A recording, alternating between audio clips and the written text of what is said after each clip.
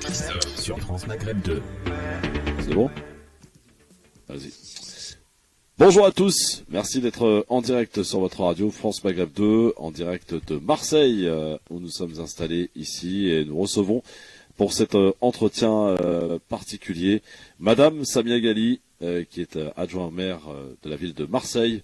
Bonjour Samia Ghali. Bonjour. Merci de nous accueillir. Alors, est-ce que vous pouvez dire aux auditrices et aux auditeurs, en particulier ceux de Marseille, mais pas que, puisque nous sommes écoutés réseau national sur tout le territoire français, où nous sommes installés dans ce beau bâtiment? Ici, vous êtes à la tour La Marseillaise, donc une tour qui domine Ah oui, ça oui. Marseille. Voilà, les auditeurs ne peuvent pas la voir, mais je peux vous garantir qu'il y a une vue exceptionnelle sur le port avec des grandes baies vitrées. Et en fait, nous sommes notamment au service de la direction de l'international à la ville de Marseille.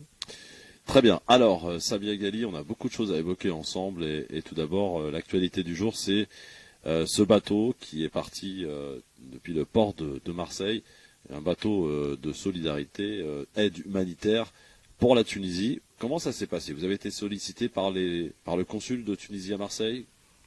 Il y a eu d'abord le maire de Marseille a rencontré le consul général de Tunisie à Marseille. J'ai moi-même eu le consul général de Tunisie et nous avons décidé comme un accord, comme nous le faisons à chaque fois, qu'il y a un pays ami qui est dans la détresse, de voir de quelle façon nous pouvons les accompagner et l'aider. Et il se trouvait que là, sur la question notamment de la Tunisie et de la question sanitaire, j'avais posé la question de savoir comment nous pouvions les aider. Et c'est pour ça que, avec Michel Rubirola, qui s'occupe de la santé et qui est présidente de la PHM, et Yannick Ouanessian. La PHM qui est, parce qu'on n'est pas tous de Marseille. C'est vrai, voilà. Excusez-moi, l'assistance publique de Marseille. Ouais. Voilà.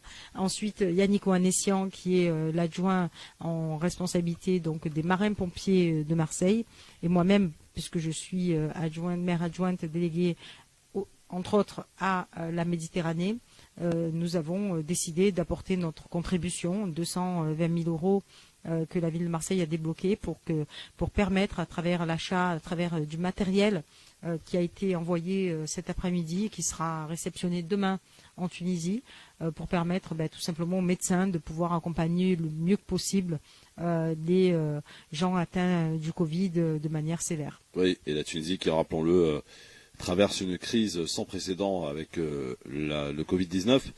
Et une aide aussi qui vient de partout, de pays voisins et de pays amis comme la France, et donc de la mairie de Marseille, des marins-pompiers de Marseille, à la demande, bien sûr. Vous avez été sollicité par le consul général de Tunisie.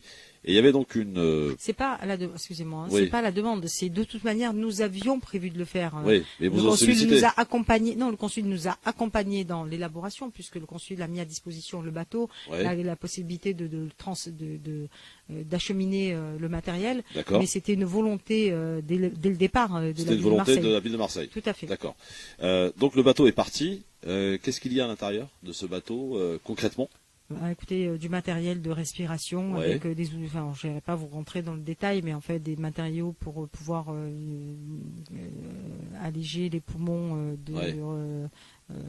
qui sont encombrés. S'il y a des masques, il y a des blouses, il y a de l'oxygène, il y a tout un tas de matériel nécessaire. Matériel nécessaire dont les médecins, eux, sauront comment s'en servir. Bon, alors Samia Ghali, cet après-midi, il y avait donc ce rendez-vous fixé à 14h pour les journalistes, pour venir assister au départ de ce bateau, en présence donc de Madame Michel Rubirola, de vous-même, Samia Ghali, de l'adjoint au maire aussi en charge de la sécurité, du consul de Tunisie. Oui, tout à fait, consul général de Tunisie. Le consul général de Tunisie. Et puis donc on a débuté cette présentation, ce pourquoi la mairie de Marseille, la ville de Marseille avait décidé d'envoyer cette aide, etc. Et puis il y a eu un petit problème, Samia Ghali, qu'il faut dire aux auditeurs, puisque nous étions tous en live à ce moment-là. Les dockers étaient absolument pas contents de ce qui se passait et nous l'ont fait savoir de manière assez agressive d'ailleurs, je dois dire.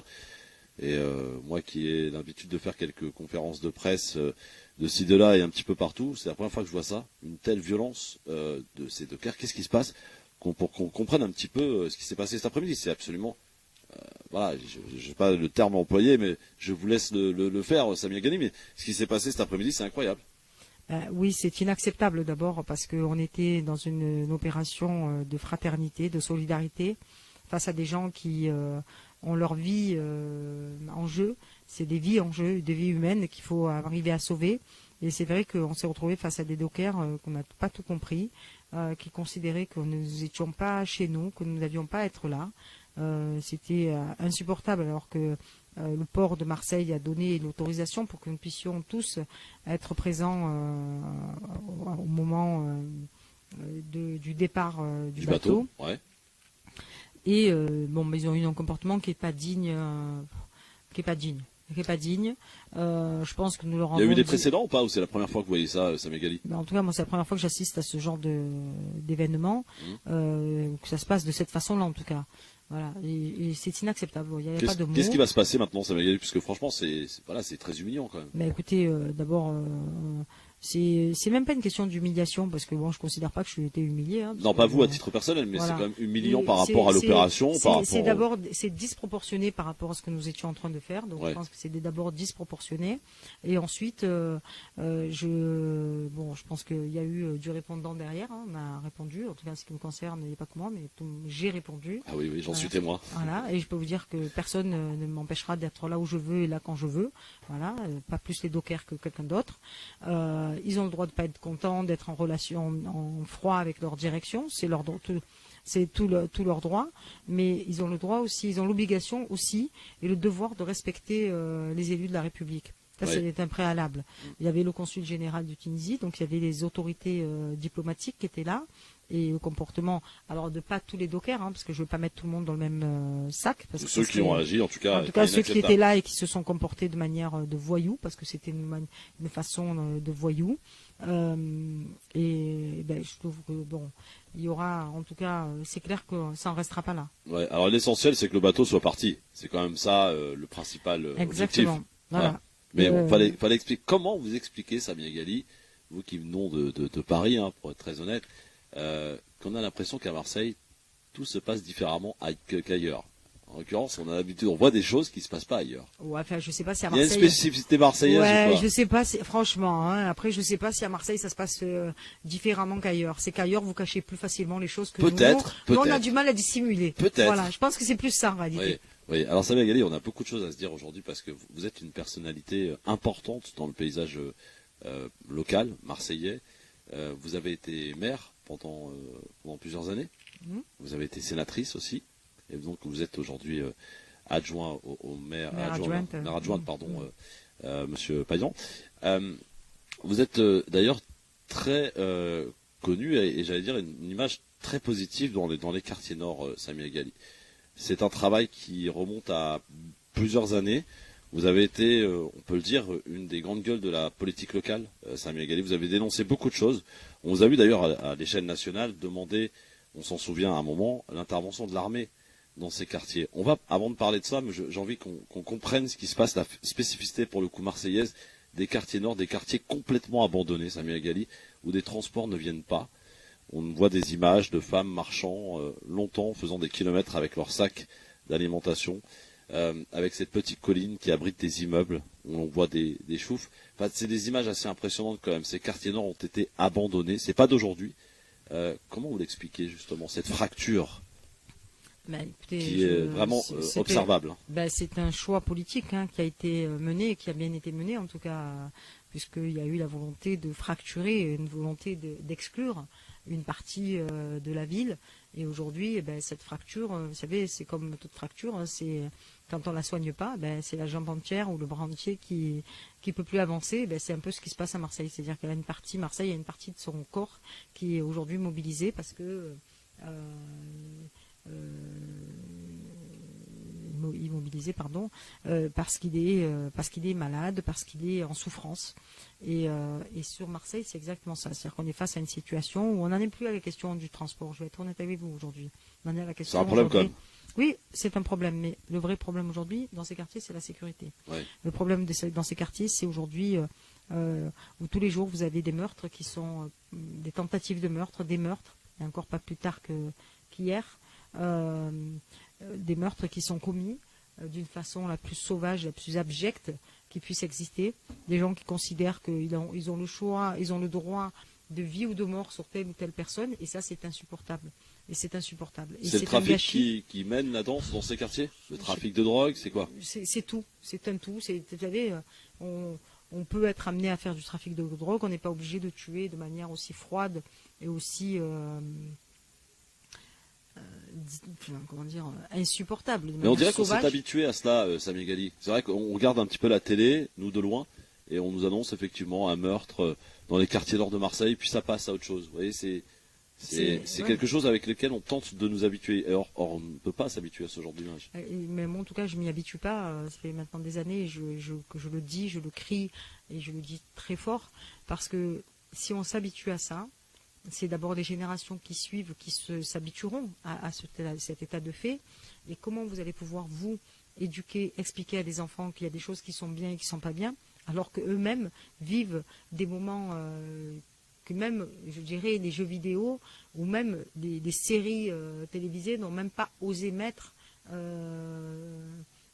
dans leur série. C'est-à-dire que vous prenez même la série Marseille, est en deçà de ce que peut être aujourd'hui la réalité de ce qui se passe à Marseille. Donc vous voyez, c'est que même les scénaristes, ils sont même pas bons, parce qu'ils n'arrivent même pas à dépasser la réalité. C'est la réalité qui dépasse la fiction aujourd'hui. Donc c'est quand même... la nouvelle municipalité de Marseille, donc, qui a basculé après 25 ans, je crois, de Jean-Claude Gaudin. Oui. 25 ans. Jean-Claude Gaudin, maire de Marseille. Est-ce que cette nouvelle municipalité entend aussi peut-être développer ce qu'on pourrait à la limite appeler un plan Marshall pour ces quartiers nord? En a-t-elle les capacités et les possibilités? Il y a plusieurs éléments. D'abord, ces quartiers, moi je pense qu'il ne faut pas être aussi... Il faut prendre des choses dans le détail. Il y a la volonté de la ville de faire que tout simplement essayer de rétablir, de fermer cette fracture, de soigner cette fracture, c'est-à-dire de faire en sorte que nous n'ayons plus cette fracture nord-sud et que la ville soit une et indivisible. Et ça, c'est important. Voilà, c'est important pour la cohérence de la ville. Ensuite, vous avez des territoires où, dans le cadre de la politique, par exemple l'ANRU, où nous avons demandé de l'argent supplémentaire, c'est dans le cadre de ma délégation, où j'ai demandé à l'État de donner, notamment dans le plan de relance, le maximum d'argent pour qu'on puisse réparer, mettre à niveau nos écoles qui sont aujourd'hui délabrées, qui sont pas bien. C'est un vrai problème, les écoles aussi. Hein. On m'a rapporté effectivement que les écoles sont... On voit des images catastrophiques avec des trous dans le mur, avec des... Parfois, il n'y a pas de chauffage. Enfin, c'est lamentable. Mais depuis que nous sommes arrivés, je peux vous dire que l'adjoint au sport fait un travail, M. Ganouzi, Pierre-Marie Ganouzi, fait un travail extraordinaire parce qu'il essaie vraiment de travailler sur le fond. Et on a essayé aujourd'hui, la ville de Marseille a mis en place des moyens colossaux pour venir à bout de ce retard, 25 ans de retard qui ont été pris, il faut les rattraper, ça ne se fait pas en un jour, mais en tout cas il y a la volonté de faire et on le fait. Ensuite, ce que je peux dire, c'est que bien sûr il y a la question de l'école, mais il y a la question de centres sociaux aujourd'hui. Ouais. Il n'y a plus de colonies de vacances, il n'y a plus de centres sociaux. Comment vous expliquer que cet été, par exemple, nous avions demandé à ouvrir 11 centres sociaux? On ne pouvait le faire qu'à travers le bénévolat, enfin la volonté, on ne pouvait pas l'imposer, parce que la DSP qui avait été menée par l'ancienne équipe municipale n'imposait pas d'ouvrir les centres sociaux en été. À quoi ça sert un centre social s'il n'est pas ouvert en été? Moi j'ai du mal à comprendre que si le centre social est fermé en été, à quoi il sert? À quoi sert-il? À plus rien. Donc, il faut comprendre aussi que les services publics, en tout cas, au moins les services au public, parce que c'est-à-dire c'est tous ceux qui reçoivent aujourd'hui de l'argent public et qui sont censés apporter un bien-être à la population, ben, s'ils le font en dehors des clous, parce que finalement, ben, ils sont pas dans le bon timing, ben, il faut qu'ils fassent autre chose et qu'ils aillent faire autre chose. Donc, je l'espère, cette année, on a pu, sur la base du volontariat, ouvrir 11 centres sociaux, mais j'espère qu'à terme, tous les centres sociaux, en tout cas quand nous renouvellerons les DSP, et je sais que Ahmed Eladji, dont c'est la responsabilité, est très vigilant là-dessus, c'est qu'à chaque DSP, nous ferons en sorte que les centres sociaux soient tous ouverts en été. Et j'espère qu'à la fin de la mandature, tous les centres sociaux de Marseille seront ouverts pendant la période estivale. Samia Ghali, merci de nous recevoir. On va passer un petit moment ensemble, si vous le voulez bien, parce que d'abord, on ne se voit pas souvent. C'est regrettable. Il va falloir qu'on remette ça. Il y a le début à tout. Hein. Bah voilà, c'est ça. Et en plus, on joue à domicile, on joue chez vous, là, pour le coup. Et on a plein de choses à évoquer, à comprendre aussi, pour les auditeurs qui qui sont ailleurs de Marseille, puis aussi quelques Marseillais qui vous écoutent, qui d'ailleurs vous êtes très attendus, sachez-le. Ah bon? Oui, attention, très attendus, Madame Galli. Ah, c'est gentil. Vous parliez donc de sécurité, qui est le problème majeur, selon vous, de ces quartiers nord. Est-ce que votre appel que vous aviez fait il y a quelques années résonne toujours et a toujours du sens, à savoir demander une intervention de l'armée dans ces quartiers? Malheureusement, je crains que oui, parce que, enfin, de ce que me disent les habitants, vous savez, moi, je vais être honnête avec vous. Là, on est dans ces histoires-là, on a été dans l'hypocrisie. Ça fait 10 ans, moi, que je l'ai dit. Je l'ai dit en 2012. Ouais. Quasiment 10 ans. Déjà. Ouais. Ça paraît, on a l'impression que c'est hier, mais ouais, juste ça, 10 ans quand je l'ai dit. L'impression que c'était hier. Mais quand je l'ai dit il y a 10 ans, c'est parce que je voyais la situation se dégrader. Mais peut-être parce que moi je suis sur le terrain, parce que je vois les gens, parce que les gens je les connais, parce que quand il y a des morts, je connais les mamans, je connais les familles. Des fois j'accompagne les familles parce que derrière c'est où on met le corps, les papiers, pour pouvoir avoir des places, pour avoir les visas, pas les visas, les gens qui n'ont pas forcément les documents nécessaires. C'est une souffrance, c'est des déchirements de famille que je vois au quotidien. Et pour moi, ça, c'est insupportable à vivre, c'est insupportable à voir. Je ne peux pas accepter, alors qu'on est dans la deuxième ville de France, on est au XXIe siècle, avoir des systèmes d'évolution qui soient des systèmes archaïques et des systèmes, je dirais, pour moi, de pays sous-développés, où on laisse finalement des gens s'entretuer, on laisse ces habitants qui sont dans ces quartiers, qui eux n'ont pas le choix que de vivre là parce qu'ils ne peuvent pas aller ailleurs, parce qu'on les autorise pas à aller ailleurs. Et donc ils sont finalement dans des prisons à ciel ouvert. Et quand on parle, tout à l'heure je vous ai dit la sécurité c'est le primordial. Des prisons à ciel ouvert. Oui, pour moi c'est des prisons à ciel ouvert. Et j'assume complètement mes propos. Vous savez, j'ai pas pour habitude d'avoir la langue de bois. Sarkozy avait dit des prisons à ciel ouvert de Gaza. Oui, pas à Gaza quand même dans les quartiers nord. Si, quand vous avez des enfants qui assistent à des scènes parce qu'ils sortent de l'école, parce qu'ils entendent des tirs. Et tous les soirs, là, je vous invite à aller voir et j'espère qu'il y a des habitants de ces quartiers qui pourront témoigner. Tous les soirs, mais en tout cas tous les jours, je reçois des messages, que ce soit vocaux, des messages par texto, en me disant Samia, ça a tiré là, ça a tiré là. Et tous les soirs, ça tire. Et tous les soirs, vous vous dites ouf, je suis passé entre les balles. Et ça veut dire qu'à chaque moment, ben oui, mais c'est un pays, c'est des quartiers alors qui sont en guerre. Faut le savoir, aujourd'hui, les quartiers sont en guerre. C'est une réalité. Ils sont en guerre. Il y a certains ne veulent pas le voir, ne veulent pas l'entendre parce que ça les arrange, parce que tant qu'on n'entend pas et qu'on voit pas, eh ben ça n'existe pas. Mais malheureusement, il y a que ceux qui y vivent et que ceux qui le vivent qui savent que ça existe. Et ça existe. Et c'est mon devoir de responsabilité, de responsable de politique. C'est mon devoir de femme. C'est mon devoir de maman de pouvoir dire les choses. Et moi, je dirai toujours les choses. Elles plaisent, tant mieux. Elles plaisent pas. Tant pis, mais en tout cas, j'aurais fait mon devoir, ne serait-ce que celui de dire les choses. Qui est responsable de tout cela aujourd'hui, là, à l'heure où nous parlons, Samia Ghali, de ce qui se passe dans ces quartiers nord de Marseille? Qui doit intervenir rapidement? Déjà, il faut qu'il y ait une volonté, je vais vous dire, plusieurs personnes, plusieurs responsables. Premièrement, il faut qu'il y ait une volonté politique au niveau national de dire comment on va aider ces quartiers. Et c'est pour ça que je vais y venir. Sur la question notamment de ces trafics, comment on se permet, pourquoi aujourd'hui on ne pose pas des questions aux pays qui permettent l'acheminement de ces drogues. Premièrement, la question des consommateurs. Quand il y a des meurtres, parce que j'utilise le terme de pas règlement de compte, et vous l'avez vu, question de meurtre, voilà, ou d'homicide. Ce ne sont pas des règlements de compte, ce sont des meurtres. Parce que quand on dit règlement de compte, on donne le sentiment que finalement, bon, c'est presque justifié. C'est ce qui est repris par l'ensemble de la presse. Oui, c'est plus facile de dire ça comme ça évite. Vous savez, quand vous dites ça, quelque part, il n'y a pas d'obligation de résultat, puisque à la limite, c'est entre eux, quoi. C'est entre eux, ils se sont fait du mal entre eux, donc ils se règlent. Non, parce que quand il y a un meurtre, pour moi, il y a deux morts. Il y a celui qui a tué et celui qui est mort, réellement.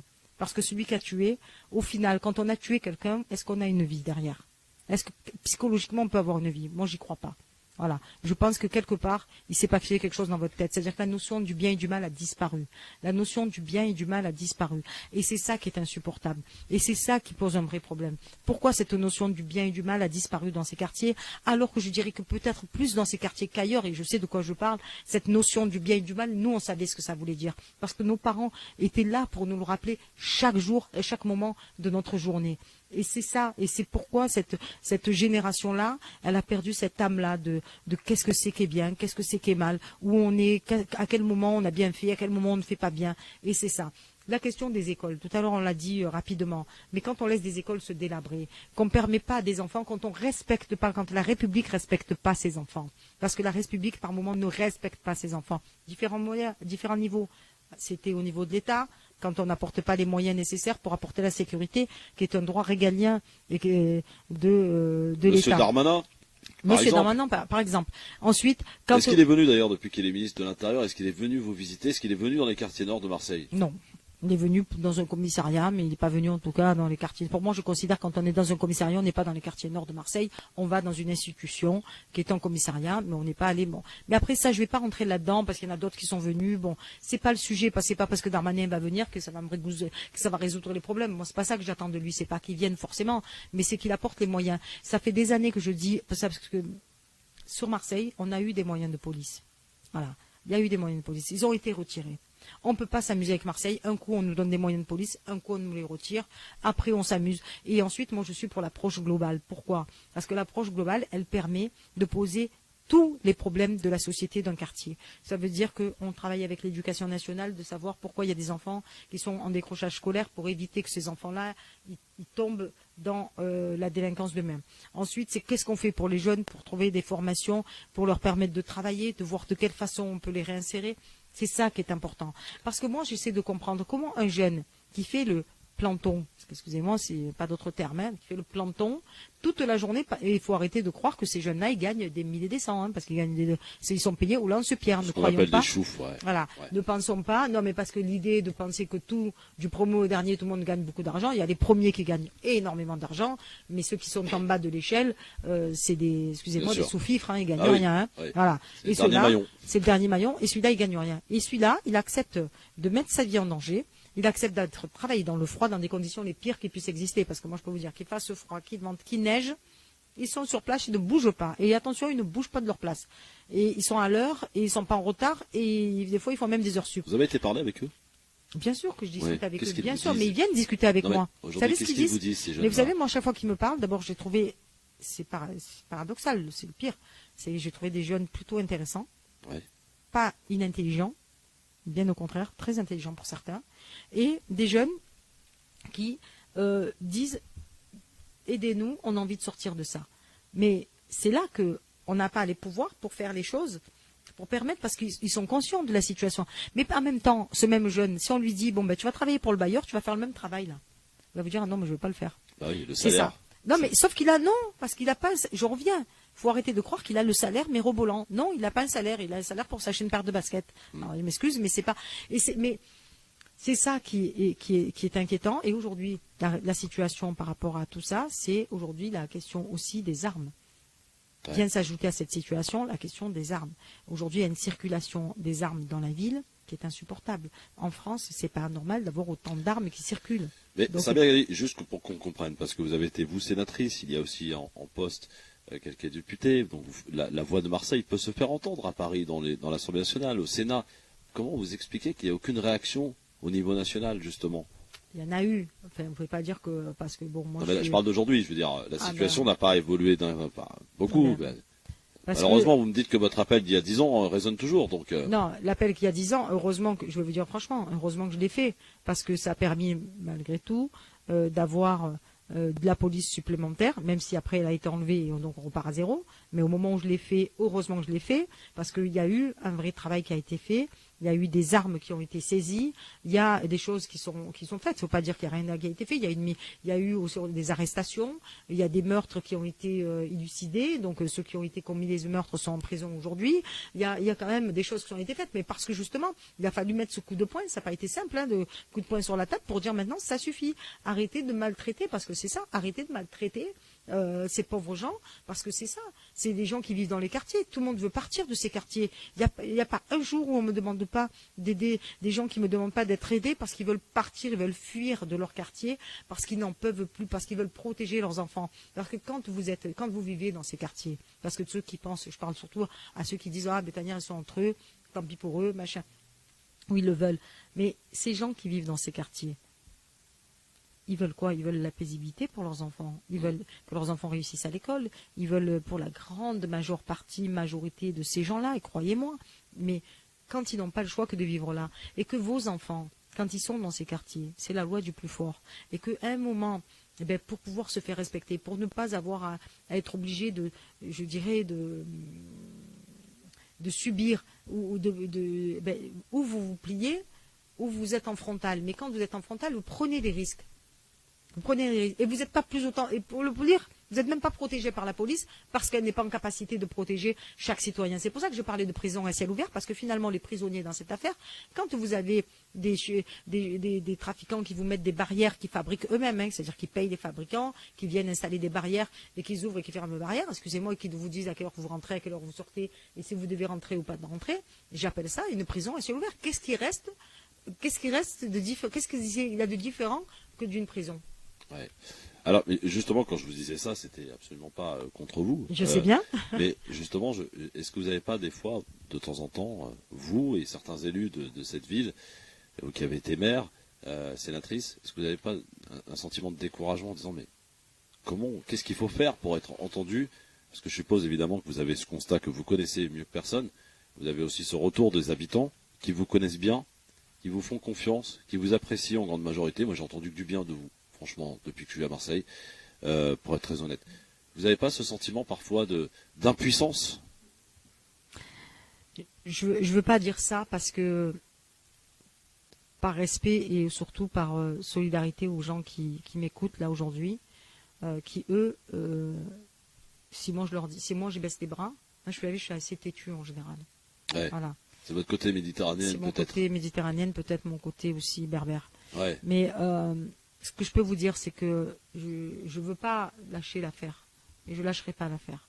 Parce que je pense qu'il faut permettre à tout à chacun, ou alors je suis plus à ma place, mais il faut que j'accompagne, il faut que je dise les choses. C'est pour ça que lorsqu'il y a eu quelques meurtres, en tout cas le maire de Marseille s'est déplacé, et moi je suis fière qu'il se soit déplacé, parce que moi je lui avais dit que c'était important de le faire avant. Le maire de Marseille ne se déplaçait jamais, il venait jamais, et c'est important. Alors il ne se déplace pas partout, parce qu'il peut pas être là tout le temps, mais en tout cas ce qui est sûr, c'est que le maire de Marseille se déplace, et ça c'est aussi important pour les Marseillaises et les Marseillais qui vivent dans ces quartiers. Ouais. Alors il y a ces quartiers nord, on aura le temps d'en parler, puisque voilà, je profite, je vous prends en otage, Madame Galli, aujourd'hui. Non, il n'y a pas de problème. Pour essayer d'élucider pas mal de problématiques, et histoire que beaucoup de gens qui nous écoutent à travers le territoire puissent comprendre un petit peu la spécificité marseillaise qui s'y passe, parce que vous avez des mots forts, une prison à ciel ouvert de ces quartiers nord. Et c'est vrai que quand on vous écoute à la radio, qu'on ne connaît pas comment c'est constitué, comment c'est fait, effectivement on peut se dire, mais waouh, c'est violent. Mais non, il faut juste le voir, aller, visiter, vivre. Voilà, c'est une expérience. Et en plus, dans ces quartiers nord, Samia, vous n'allez pas me contredire, on rencontre des gens formidables. Ah, heureusement. Des gens qui sont vraiment d'une grande intelligence, qui ont envie de faire des choses. Et c'est pour ça que c'est encore plus frustrant, parce que quand on voit l'état des écoles, rien n'est fait pour justement faire en sorte de donner envie à ces enfants qu'ils puissent accéder et faire de grandes études par la suite. Et or, les parents, en grande majorité, espèrent quoi pour leurs enfants? C'est la réussite, c'est les études, c'est d'aller le plus loin possible, c'est essayer d'avoir une place confortable, de gagner bien sa vie. C'est tout ce qu'on espère pour nos enfants quand on est des parents. C'est pour ça que tout à l'heure, j'ai pas répondu à votre question, j'étais un peu longue, mais sur la question de qu'est-ce qu'on peut faire. Ouais. D'abord moi je veux aussi lancer un message à tous ceux qui viennent acheter, consommer dans ces quartiers. Lorsqu'il y a eu un meurtre et qu'au bout de 10 minutes, alors que le corps n'est encore tout chaud, qu'ils continuent à venir consommer, acheter impunément, c'est inacceptable. Il n'y a même pas de respect pour les gens qui habitent ces territoires. Voilà. Et ceux-là, ils participent de la délinquance. Et moi, j'ai pas de pitié pour celui qui vient acheter, celui qui participe du trafic. Ceux qui participent aujourd'hui du trafic, il faut comprendre que le consommateur participe du trafic et il participe de cette délinquance.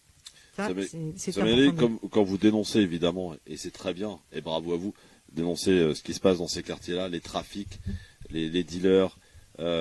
Vous avez été, je suppose, menacé à plusieurs reprises? Non. Non? Non. Aujourd'hui, vous n'avez pas été menacé? Non. Tant mieux alors. Eh bien, continuez alors, continuez à faire entendre votre voix. Menacé pourquoi? Parce que je vais vous dire une chose. Parce que vous dénoncez des choses, parce que vous êtes en train de... Menacé non, parce que je vais vous dire... D'aller sur un terrain qui, pour certains... Non, bien sûr, c'est pas simple. Bien sûr que, d'ailleurs, vous n'entendez parler que moi. Il y a d'autres politiques qui ne le font pas. Mais moi, la différence, c'est que je ne fricote pas avec ce milieu-là, déjà d'une, premièrement. Et ensuite, je vais vous dire une chose. Ces mêmes dealers savent une chose de moi. Parce que c'est aussi pour les protéger. Parce que quand ils savent très bien que malheureusement, quand ils décèdent ou quand ils sont attaqués, et quand quand leurs mères sont en souffrance et en pleurs, et c'est moi qui aide les parents, qui aide des fois les familles à déménager, des fois les familles à transporter les corps, enfin à trouver des solutions. Oui, c'est moi qu'on appelle. Donc ils savent aussi que j'ai raison. C'est pour ça qu'ils peuvent pas. C'est parce qu'au fond d'eux, ils savent très bien que j'ai raison. Mais après, vous savez, moi je dis les choses. J'ai pas de raison d'être menacée parce que je dis la vérité. Alors aujourd'hui, selon vous, si j'ai bien compris pour cette première partie, si on arrive à résoudre et si on y met les moyens, l'envie de résoudre ce problème principal et majeur de ces quartiers nord, à savoir la sécurité, on aura réglé combien? Que 60% des problèmes? Je pense qu'il faut, oui, si on se prend à bras le corps avec pas que de la répression. Bien sûr, il faut de la répression, mais moi, je suis pour une approche globale, c'est-à-dire faire en sorte que les plus jeunes sortent de cet enfer. Et surtout, de permettre à des familles de pouvoir aussi sortir de cet enfer. Moi, il n'y a rien de pire aujourd'hui pour une famille de se retrouver à éduquer ses enfants dans ces conditions. Ouais. Et pourtant, ils le font. Et ils le font bien. Il y a d'autres aussi problématiques à Marseille, ces marchands de sommeil et ces images terribles que l'on a vues, ces immeubles qui se sont effondrés. Rue d'Aubagne, c'est ça? Oui. Voilà. On va en parler dans un instant. On va parler aussi, je dois le dire, on a été assez stupéfait de la propreté à Marseille. C'est pas très propre, ça m'est Gali. Il y a un problème là, il faut qu'on en parle, bien sûr. Et puis d'autres sujets, votre carrière politique qui est juste impressionnante quand même. Et vous avez, en tout cas, été une des grandes battantes.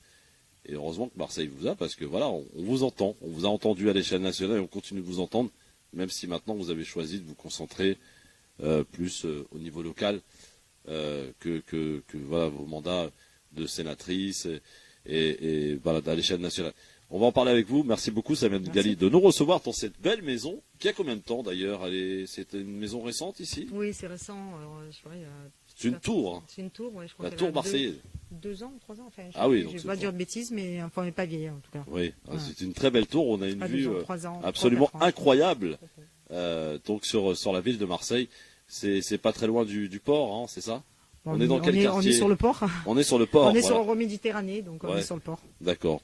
Eh bien, restez avec nous sur France Maghreb 2. On fait une petite pause publicitaire. On est de retour dans un instant pour le grand forum avec notre invité spécial aujourd'hui, Samia Gali, sur France Maghreb 2.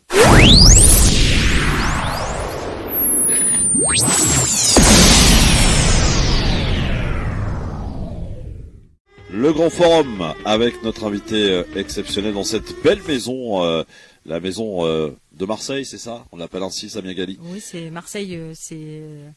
Marseille, c'est une maison pour tous les Marseillais, mais ça. Pour tous les autres et tous ceux qui aiment Marseille en tout cas. C'est une tour, hein, voilà, une très belle tour on a une vue splendide sur la ville de Marseille. Samia Gali, une figure emblématique de la vie locale marseillaise, est avec nous avec un parcours qu'on va essayer de retracer ensemble tout à l'heure, mais nous étions dans la première partie à élaborer et passer en revue les différentes problématiques qui concernent et touchent des quartiers nord, dont vous avez été maire des 14e et 15e, c'est ça? 15e et 16e arrondissement, 15e et 16e, mais aujourd'hui je suis aussi élu du 14e arrondissement, donc on va considérer que je suis maire adjointe de la ville. Absolument, donc, on ne considère pas, c'est vrai. Oui, voilà, je suis maire adjointe de la ville et donc à partir d'aujourd'hui, maintenant je suis la maire adjointe de toute la ville de Marseille. C'est un choix, petit aparté, c'est un choix de vouloir revenir ici, travailler ici localement et de plus aller, comme vous en aviez l'obligation, j'ai envie de dire, en tant que sénatrice, d'aller à Paris régulièrement.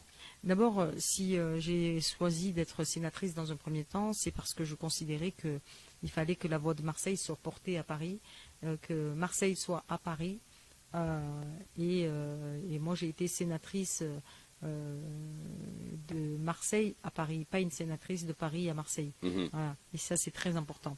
Et j'ai essayé là-haut de porter ma façon de faire, ma voix, ma façon de dire les choses et surtout d'alerter, parce que ça m'a permis aussi d'alerter, d'être ce que je suis aujourd'hui, c'est-à-dire que connu, mais surtout connu pour ce que je dis.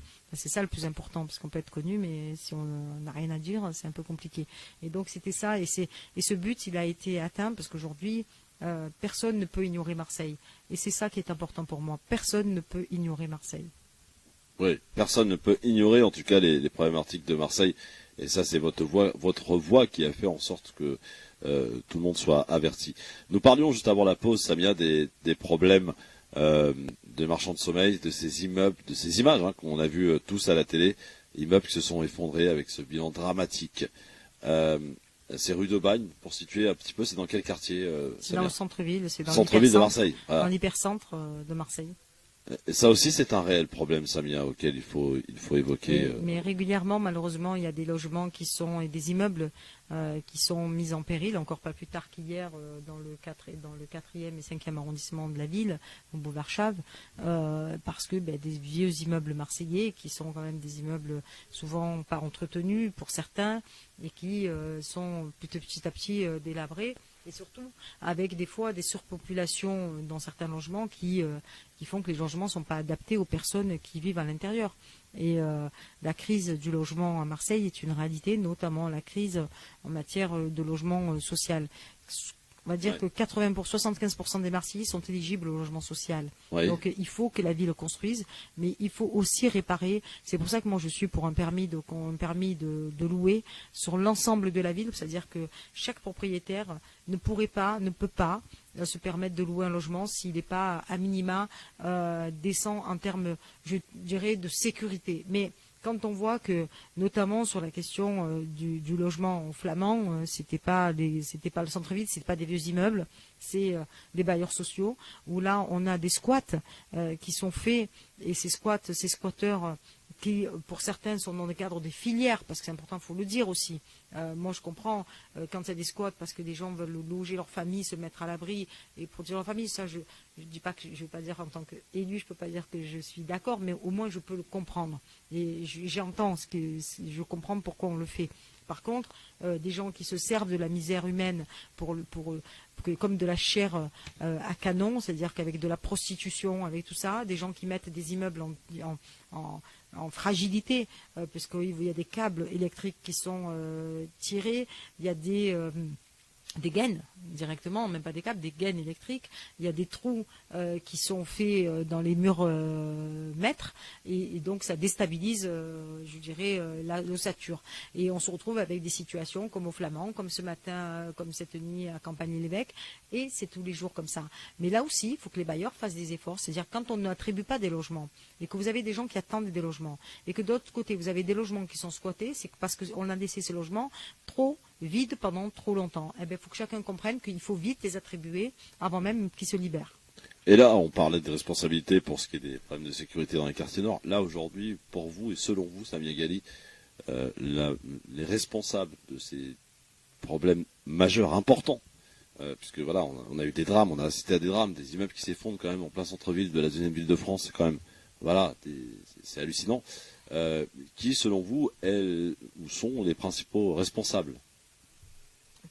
S'il faut faire une graduation d'une échelle un petit peu des... Il y a le laxisme politique, parce que voilà. Le laxisme politique, c'est une évidence, et que quand du moment que la ville sait que ce bâtiment est en situation de péril, voire péril imminent, il fallait agir. Après, je me garderai bien de dire qui est responsable. Il y a la justice pour ça. Je suis ni la justice, ni procureur, ni avocat, donc je laisserai la justice nous dire qui est responsable, c'est son travail. Est-ce qu'il y a encore aujourd'hui, à votre connaissance, Samia Ghali, des immeubles qui sont en danger, j'ai envie de dire, ou qu'il faut absolument... Oui, certainement. Tous les là, jours, aujourd'hui. tout le temps. Encore hier soir, je vous dis, il y a un immeuble qui a été qui a été vidé parce qu'il est en péril, parce que tous les jours ça peut arriver, parce que vous savez, les immeubles, ça évolue, c'est pas fixe.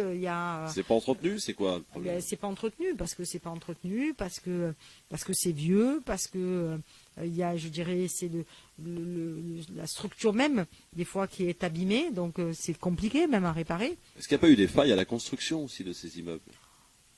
Alors là, vous allez loin. Ah non, je pose des questions, je vais nulle part, moi. Je suis juste à côté de vous, c'est tout. C'est dans votre esprit. Non, absolument, je pose des questions. J'en sais rien.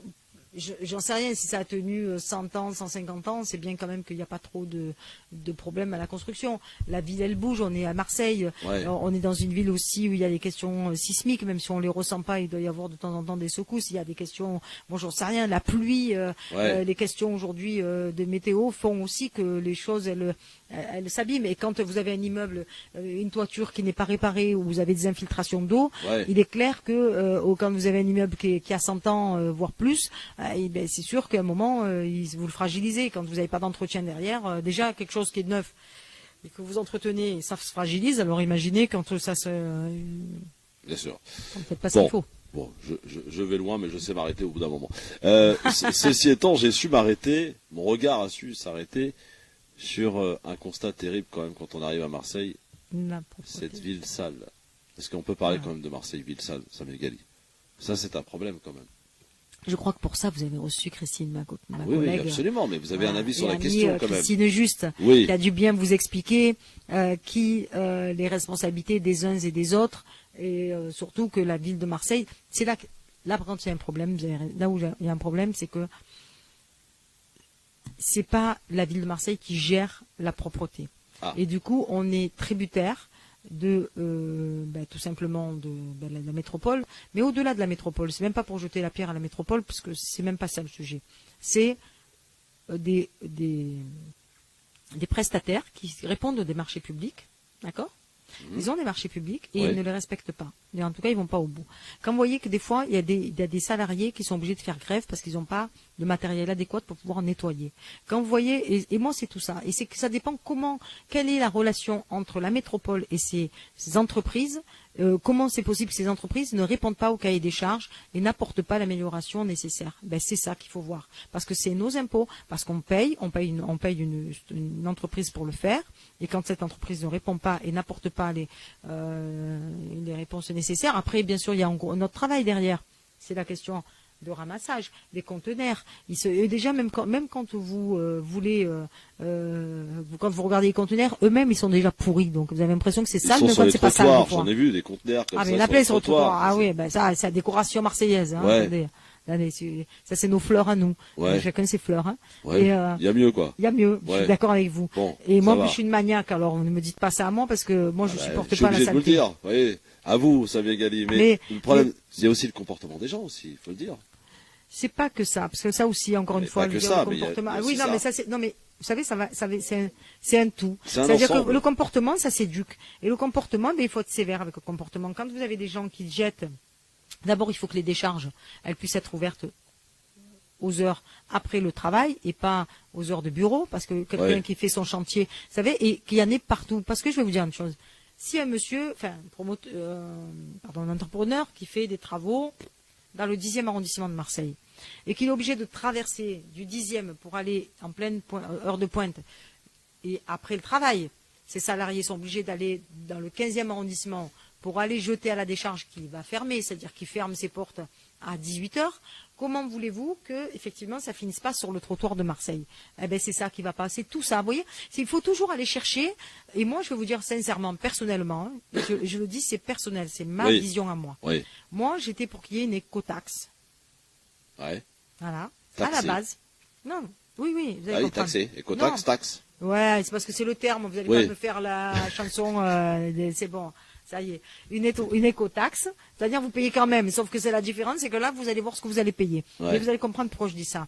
Une écotaxe qui fait que quand vous achetez du matériel de construction, on prélève, vous savez, comme quand vous l'avez quand vous achetez un frigo, vous achetez un machin, vous rendez, et vous avez l'écotaxe à 1 euro, là, je sais pas quoi, enfin symbolique, mais qui en même temps rentre dans une caisse et qui permet de tout simplement recycler.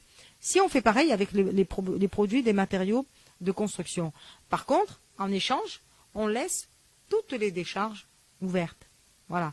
Et que ça permet de venir, et gratuitement et gratuite, et donc ça permet à tout à chacun de venir et pouvoir réellement vider ce qu'il a à vider. Et du coup, on ferait des économies parce que ça nous éviterait de payer c'est pour ça que je me permets de le dire comme ça, parce que même si j'ai dû utiliser le terme de taxe, c'est vrai, écotaxe, dès que vous dites écotaxe, les gens taxent, ils comprennent plus. Voilà. Mais c'est pas grave, attendez, c'est pas parce qu'on dit ça, c'est bon, faut pas être schizophrène non plus. Oui. Mais parce que moi je préfère avoir un truc sérieux et clair et de me dire ça je le paye, mais je sais qu'après je suis tranquille, plutôt que de me dire oh mais je veux pas l'écotaxe, hein, vous comprenez, on va se battre contre l'écotaxe. C'est une taxe halal, on va dire. Et si je peux me permettre. C'est halal, en tout cas.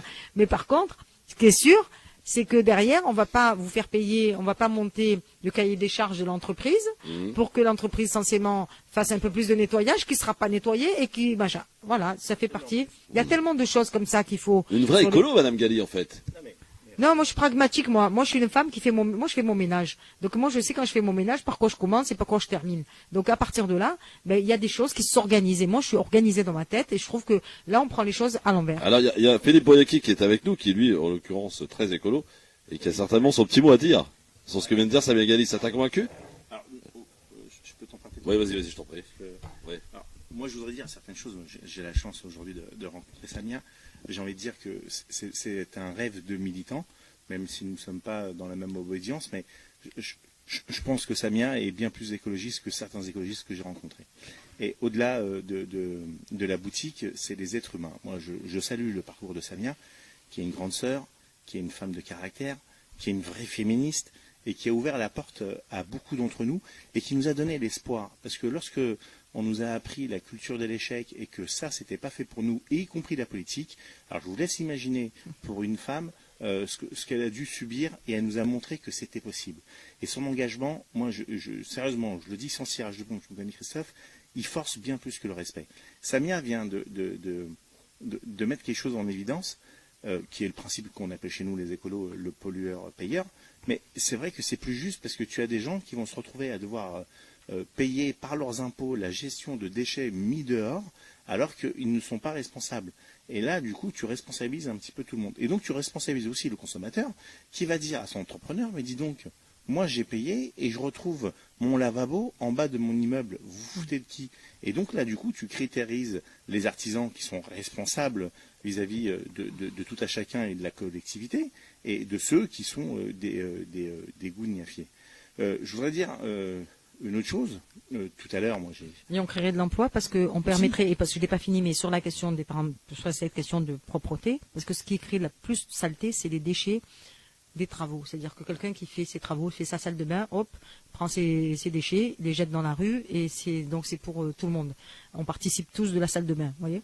Et par contre, si on peut mettre des bennes, ou alors mettre des systèmes, non mais je le dis un peu partout, des systèmes de bennes un peu mobiles, Oui. qui pourraient être là, et sur lesquels et elles seraient changées régulièrement. Ça éviterait d'avoir des lieux pourris. Moi je me suis sur la Nerte par exemple. Il a fallu se battre ensuite pour mettre des grands grillages alors qu'on avait nettoyé toute la colline parce que des gens venaient jeter. C'est plus compliqué de faire tout ce trajet pour aller jeter à la Nerte et dans des conditions, je vous dis même pas les détritus de bâtiments, plutôt que de les amener à la décharge. Mais seulement, c'est devenu une culture. C'est de dire la culture du profit, c'est-à-dire je vais économiser, je vais pas à la décharge. Ben non, il faut que ce soit, c'est pour ça qu'il faut que ce soit pris à la base, parce que sans ça, on n'y arrivera pas. Par contre, les décharges, elles sont gratuites. Alors, merci Samia, mais c'est vrai, c'est un point de vue. Et elle a raison quand elle parle de culturel, et il y a des choses à changer, il y a des choses à éduquer, il y a des choses à enseigner. Pour revenir, une aparté vite fait, moi tout à l'heure, lorsque j'étais sur le port, franchement j'étais attristé de cette situation. J'ai eu un échange avec un docker, les situations étaient en train d'être tendues. Et ben moi j'ai vu une femme remarquable tout à l'heure en Samia. J'ai vu quelqu'un qui faisait face et qui allait jusqu'au bout de ses convictions. Et quand on sait ce beau geste humanitaire que tu as... Alors, elle le dit pas de façon assez modeste, mais on l'a vu hier avec le consul général d'Algérie lorsqu'il nous a parlé de Samia Ghali, on l'a vu avec plusieurs membres d'associations lorsqu'ils nous parlent de Samia Ghali. Moi, je vais peut-être me fâcher avec mes amis marseillais. Moi, je souhaite que Samia Ghali ait un destin national. Parce que au-delà de Marseille, au-delà de certains, comme je ne voudrais pas citer le nom, qui voulaient la cataloguer dans une certaine communauté, Samia c'est le visage de la France. Samia c'est Marianne.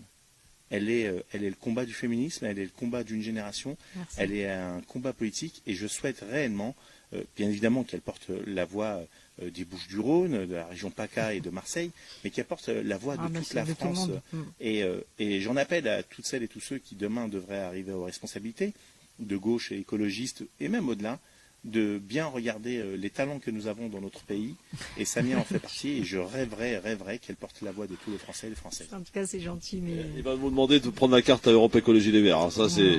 Non. Non, mais je plaisante, bien J'ai sûr. fait le choix de ne plus avoir de carte dans un parti, donc... Ah, c'est chouette. En responsabilité, si elle voit qu'il y a une cacophonie, La liberté, c'est bien. de se présenter en tant que candidate. Samia Ghali, est-ce que ce que vient de dire Philippe, bon, évidemment des propos très élogieux à votre C'est rencontre. très Et gentil, il le ouais, pense, c'est croyez-moi, vraiment- parce que mais c'est pas je sais, quelqu'un mais qui j'ai a, compris, ouais. voilà, il a pas sa langue dans sa poche, comme on dit. Est-ce qu'il y a des ambitions à l'échelle nationale pour vous, Samia Ghali? Non, Pas j'ai- maintenant, pas tout de Vous savez, suite. je Oui, me bien nourris sûr. pas. Non, je vais. Vous savez, si moi je suis quelqu'un qui, encore une fois, je fais toujours ce qui.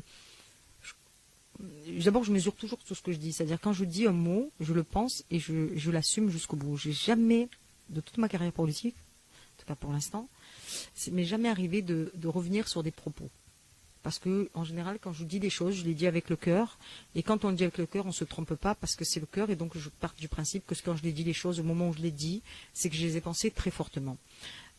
Si j'avais voulu rester au niveau national, j'avais le choix de pouvoir être sénatrice. J'ai fait le choix de ne pas l'être. Ça a choqué tout le monde parce que personne pensait se dire mais je comprends pas. Même des gens me disent mais je comprends pas. Samia, tu peux être sénatrice, tu vas pas. Oui, tu préfères la galère de Marseille. On avait la chance, j'ai la chance, comme ça que je le vois. Hein, peut-être que l'avenir me donnera raison ou pas, j'en sais rien. Mais la chance de pouvoir être maire adjointe à la ville de Marseille. Ce que je rêvais, pourquoi? Parce que le jour où je suis rentrée en politique, je me suis toujours dit que je l'ai fait parce que la situation de ce que je vivais, de mon quartier, tous les gens dont on a parlé depuis tout à l'heure, je fais partie d'eux, voilà, me convenait pas et donc je me suis lancée en politique avec des amis qui m'ont dit vas-y, on compte sur toi parce qu'on sait que toi tu n'as pas peur et on sait que tu te laisseras jamais faire. Et je me suis promis une chose, c'est de jamais les trahir parce que j'aurais le sentiment de me trahir moi-même.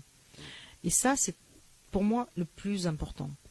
Et à un moment, quand vous avez cette capacité, et moi, d'être aujourd'hui maire adjointe à la ville de Marseille, c'est vrai, quand on regarde, il vaut mieux être sénatrice que maire adjointe à la ville de Marseille. Peut-être. Oui, mais quand on peut-être est dans l'esprit. carriériste.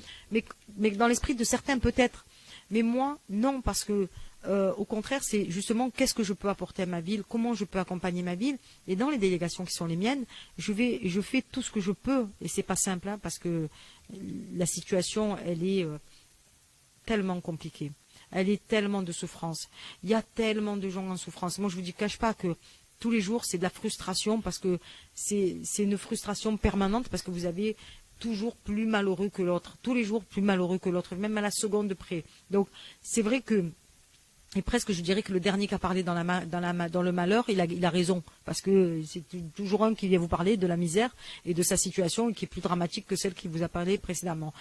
Mais pour autant, si chacun finalement pense à sa carrière et à soi-même, on n'y arrive pas. C'est pour ça que la question au niveau national, pour moi, je la pose pas comme ça. Mais à chaque fois que j'ai évolué dans mes mandats, ça s'est fait naturellement. Je me suis jamais posé la question de savoir si j'allais être à ce poste-là ou à ce poste-là. Vous savez, j'ai pris des responsabilités, j'ai pris des risques en allant à candidater à la ville de Marseille où je pouvais me ramasser totalement et disparaître, parce que c'est aussi ça la vie politique, hein, on peut disparaître aussi, hein, c'est pas inéluctable.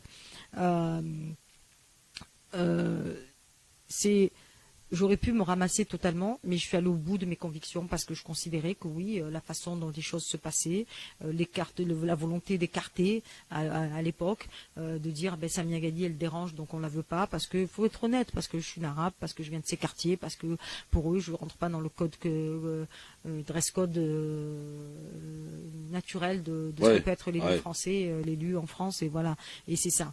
Et oui. Donc, j'ai voulu aussi leur montrer que par moi-même, par mon travail, par ce que je suis, par ce combat, si j'avais perdu, je me serais dit, c'est toi qui avais tort, Samia.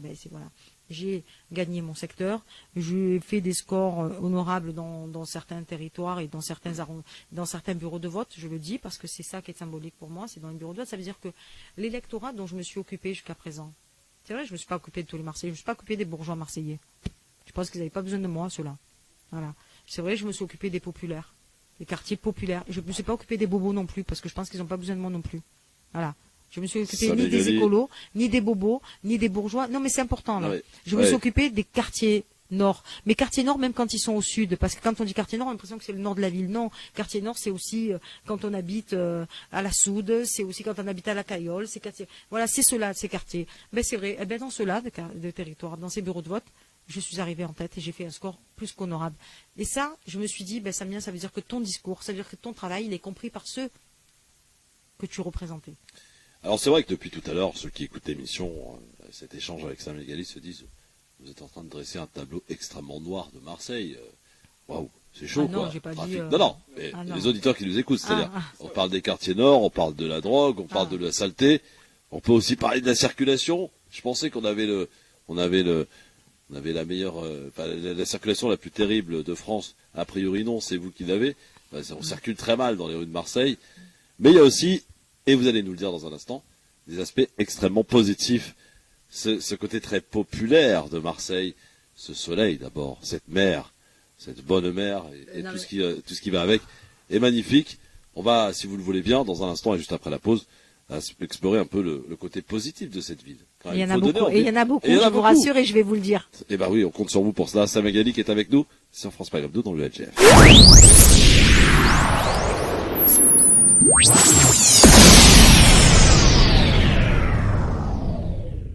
En direct sur France Maghreb 2 avec notre invité, aujourd'hui exceptionnel, une figure emblématique de la vie locale marseillaise et de la politique marseillaise et même au niveau national, puisqu'elle a été sénatrice. Madame Samia Ghali est avec nous sur France Maghreb 2 depuis 16 heures.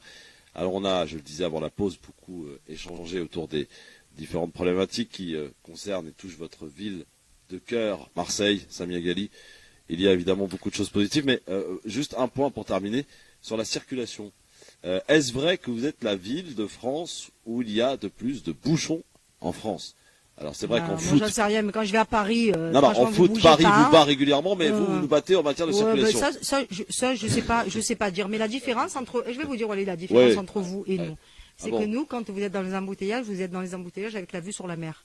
À Paris, vous êtes dans les embouteillages avec la vue sur rien du tout. Sur le béton. Ouais, mais d'accord, mais ça c'est pas un argument. Donc c'est pas pareil. Donc on est en promenade, nous, on n'est pas embouteillés. Puis ça klaxonne de partout, les gens sont énervés. On est en promenade. D'accord. Vous savez pas ça, mais klaxonner, klaxonner, ça fait partie du. C'est une tradition, c'est culturel. Non, c'est pas culturel, c'est l'ambiance, c'est parti, voilà. Ouais. Alors vous avez rien compris en fait. Oui, j'aurais compris. Je suis pas encore resté assez longtemps sur Marseille, bien que j'ai quand même compris quelques ficelles. Mais quand même, je veux bien, mais quand même. Oui, quand même. À chaque fois qu'il y a des gens d'ailleurs, hors Marseille, qui viennent habiter à Marseille pendant un temps, ils veulent pas en repartir. C'est bien que c'est pas si mal que ça. Ouais, c'est vrai. C'est vrai, non, vous avez raison. Voilà. Samia Ghali, les côtés positifs, parce qu'il y en a aussi beaucoup, bien entendu, de cette belle ville de Marseille. Vous m'avez dit avant la pub, vous inquiétez pas, il y en a beaucoup et je vais vous en parler. Ah oui, il y en a beaucoup. D'abord Marseille, d'abord il y a les Marseillais. Ouais. Permettez-moi de parler des Marseillais, qui quand même sont chaleureux, sont des gens qui aiment vivre, aiment être. Où on a une façon de vivre où on prend le temps, où quand vous avez fini votre boulot, votre journée n'est pas terminée. Voilà, votre vie elle continue parce qu'il y a une vraie relation. En fait, il y a une vraie communion entre les Marseillais. C'est par quartier. Les gens se retrouvent à tel endroit et ils sont nombreux. Ils se retrouvent à un autre endroit et ils sont nombreux. Et c'est ça, Marseille. C'est finalement plein de lieux où vous pouvez, en fonction de vos envies, de vos relations, être et partager des moments importants. Ensuite, c'est aussi d'abord, on est géographiquement super bien placé. On est quand même pas loin. On est on est dans la Méditerranée, donc avec les portes sur l'Afrique, le Maghreb, l'Italie, l'Europe du Sud. Et en plus, vous êtes à pas longtemps, 1h30, vous êtes à Nice, vous êtes à Cannes, vous pouvez être à Monaco, en Italie, aller de l'autre côté dans les Alpes, vous pouvez vous retrouver au bord de mer, comme vous pouvez vous à 2 heures de distance, vous retrouvez dans les Alpes à la neige, vous vous rendez compte? Donc c'est ça, et vous trouvez ça nulle part ailleurs.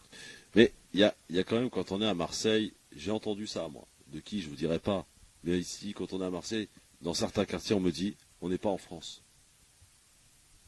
C'est vrai. Ce terme péjoratif, on est au bled.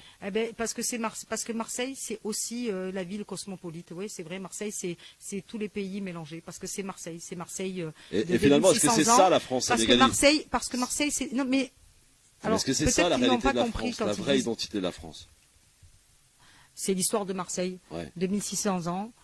Cité fondée par les Grecs, c'est aussi l'histoire de notre ville, Massalia, c'est l'histoire de l'immigration, qu'elle soit italienne, qui arrive d'ailleurs en premier lieu à Marseille, qui arrive à Marseille. On est un port, on est au port d'eau, on est ouvert, donc c'est normal. Vous êtes dans un port, c'est comme ça. Donc oui, Marseille, c'est on est en France, mais Marseille c'est multiculturel. Ouais. Et c'est finalement le vrai visage de la France, celle qui Oui. représente l'équipe de football nationale, l'équipe de Exactement, France. tout à fait. Hein, d'ailleurs, il y a une légende ici à Marseille, il n'y en a même pas qu'une, il y en a plusieurs. D'abord à Marseille, on est d'abord Marseillais avant d'être quoi que ce soit. Ouais. Mais quand on parle de C'est une identité d'être Marseille. Zinedine Zidane, quand même, c'est quelqu'un, Complet. Ouais, ouais. Oui, absolument. Alors, Samia Ghali, j'ai envie qu'on parle un peu de l'aspect personnel. Qu'est-ce qui vous a donné envie de faire de la politique, Samia Ghali? Ouais. Ben, ce que je vous ai C'était dit il y a un tout à petit l'heure- peu de temps déjà, mais Ouais, qu'est-ce il y a qui un vous a petit peu de donné temps. Non, ben, ce qui m'a donné envie, c'est pas ce qui m'a donné envie, c'est ce qui m'a poussé Ouais, à le faire. C'est pas la même chose. C'est d'abord mon combat dans mes quartiers pour les mêmes combats qu'aujourd'hui, c'est dans le combat contre la drogue. C'est ça. Mais à l'époque, c'est plus parce que je voyais mes amis malheureusement mourir parce qu'ils étaient consommateurs et pas vendeurs.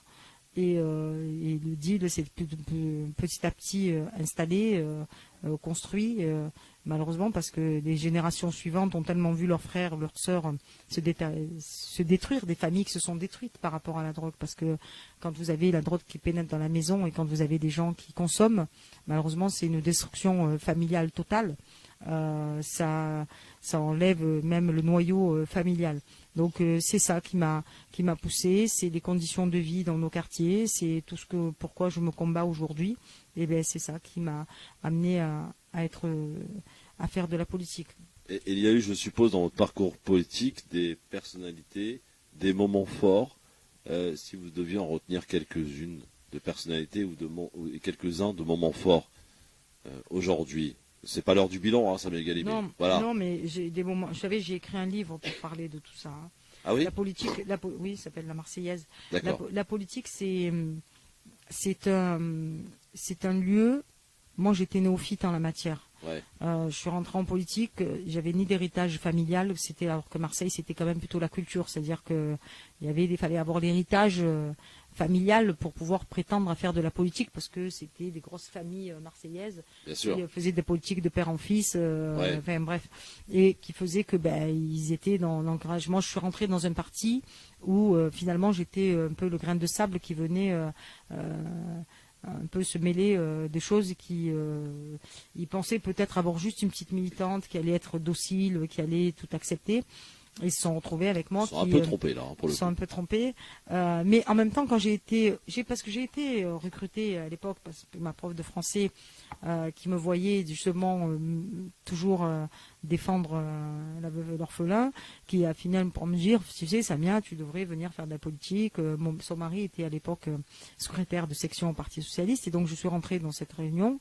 Et j'en suis jamais repartie parce que je me suis dit, j'ai trop de choses à leur dire. Et en fait, j'avais pas fini de leur dire, et j'ai toujours pas fini de dire les choses. Ouais. Est-ce que c'est une espèce de, comment dirais-je, pour chercher le terme exact, est-ce que c'est aussi au travers de tous vos combats quelque part une certaine frustration qui règne en vous ou pas? Là, on fait un peu de psychologie, hein, pardon, c'est Magali, mais est-ce que finalement ce côté révolté que vous avez, que vous faites jaillir régulièrement, est-ce que ça cache pas quelque chose de plus sombre à l'intérieur de vous, non? Quelque chose que vous auriez aimé peut-être ça cache accomplir? ma vie tout court, c'est-à-dire Ouais. que c'est aussi toute cette souffrance que je vois autour de moi, c'est la souffrance que j'ai vécue à titre personnel. Donc Ouais. je sais aussi les souffrances quand les gens me parlent, je sais de quoi ils me parlent. Je n'ai pas besoin qu'ils m'expliquent et me fassent une disserte pour m'expliquer leur situation familiale. Mais moi, ce que je peux dire, c'est que par rapport à ce que je vois, alors ce que je peux dire en tout cas par rapport à la question politique, c'est que si j'avais dû faire de la politique aujourd'hui, certainement je ne ferais pas de politique. Ah oui? Aujourd'hui, là? Ouais. Ouais. Pourquoi? Parce que c'est un monde trop cruel. Ouais. C'est un monde, en réalité, si vous saviez l'énergie, le gaspillage d'énergie, c'est même pas la peine, quoi. C'est vrai que c'est parce que je l'ai fait parce que au moment où je l'ai fait, j'y crois et j'y crois encore. C'est pas la question, hein, ça n'enlève rien à mon combat.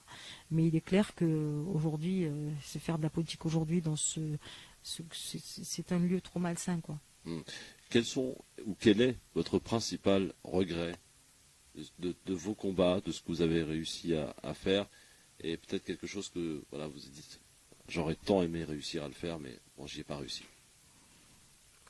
J'aurais tant aimé ne pas d'abord me retrouver seule des fois face à des situations compliquées pour accompagner, aider les gens et faire passer leur message. Ouais. Voilà.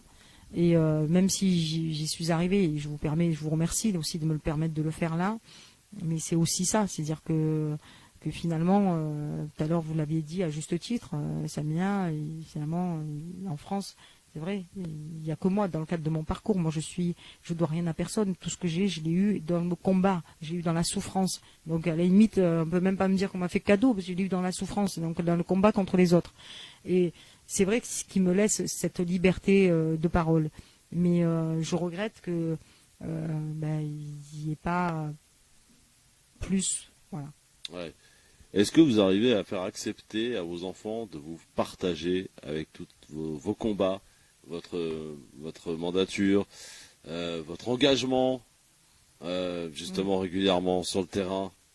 Ils ont aussi besoin de dire ouais mais maman on te voit pas là. Non, ça ils peuvent le comprendre, ça ils le comprennent. J'ai l'avantage d'avoir des enfants formidables que j'aime, mais plus que tout au monde. Mais au-delà de ça, j'ai la chance d'avoir des enfants très intelligents qui sont Des combattants comme vous. À leur façon, oui. À leur façon. À leur façon, en tout cas dans ce qu'ils ont entrepris, ils ont été plus que combattants. Mais ce que je peux dire, c'est que mes enfants, ils sont là où des fois ils ne comprennent pas, ou des fois ils sont en souffrance. Je le vois pour moi. C'est quand ils voient justement l'énergie que je mets, parce que eux, ils sont prêts à partager de leur temps, donnent beaucoup de leur temps pour que je m'occupe des autres. Et des fois, vous savez, l'ingratitude. Voilà. Quand on fait la politique, il faut accepter l'ingratitude, parce que c'est quasiment la première chose qui est la plus flagrante. Alors, votre livre s'appelle donc La Marseillaise. Ouais. D'accord. Il est sorti quand? Je l'ai écrit en 2013. D'accord, en 2013, donc il est encore disponible. On peut le trouver évidemment à lire, le parcours absolument extraordinaire de Samia Ghali. Samia Ghali, question d'actualité pour terminer.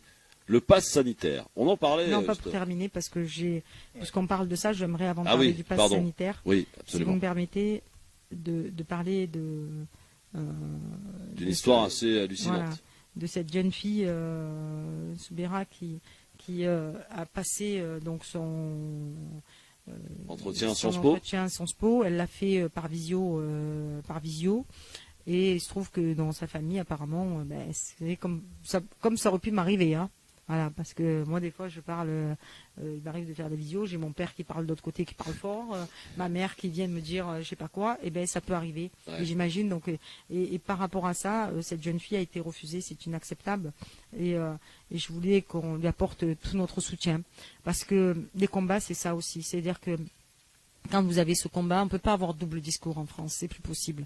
On ne peut pas dire d'un côté, il faut qu'il fasse des études, intégrez-vous, faites ceci, faites cela. Et lorsque vous avez cette personne cette jeune fille qui a essayé de faire les choses, et on la refuse pour des conditions familiales défavorables. C'est comment on peut dire conditions familiales défavorables. Je ne savais même pas que ça pouvait exister. Je ne savais pas qu'on pouvait être condamné parce que nos parents, parce que les conditions familiales, c'est-à-dire c'est à double peine, quoi. C'est-à-dire on voit tout le temps finalement. Là, mais c'est pas fait ça. Enfin, on n'est pas en train de parler pour rentrer à Miss France. Ouais. Elle veut rentrer à Sciences Po. Sciences Po, ce sont essentiellement des gens qui doivent raisonner et réfléchir à la société dans laquelle nous vivons. Oui. C'est ceux qui, toute la journée, censément, doivent faire de la philosophie sur ce que nous vivons et comment il faut faire. C'est ceux qui forment des fois certains élus, et on voit bien le résultat d'ailleurs. Mais ce que je peux dire, c'est que voilà, je soutiens sa pétition, je la soutiens. Et je pense qu'il faut qu'on soit la signer. Tout le monde peut la signer, cette pétition? Bah oui, parce que je crois qu'elle est en ligne. Bon, très bien. Il va falloir juste nous donner le nom, et on invite les auditrices et auditeurs de toute la France qui nous écoutent, nous regardent aussi, à aller la signer pour soutenir cette jeune fille qui donc a été refusée, c'est hallucinant, à Sciences Politiques. Voilà, parce qu'effectivement, on est en visio, hein, d'abord. On doit s'adapter, conditions sanitaires obligent. Et puis vous avez un peu la famille qui vit, c'est la vie en même temps, voilà, il y a du passage, etc. Il y a des fois des logements qui permettent pas de s'isoler. C'est ça, voilà. C'est aussi ça, de montrer à ces élites et à ces gens qui choisissent, de montrer un peu la situation réelle dans les quartiers. Et finalement, on nous renvoie tout le temps à ce que nous sommes, quoi, et dans les conditions dans lesquelles nous sommes. Et ça, c'est dramatique. Non, mais surtout de la punir pour sa famille. Vous vous rendez compte quelle image nous lui envoyons, quoi. Ouais, c'est ça. Alors, juste avant, Christophe, je rappelle le livre de Samia Ghali, La Marseillaise.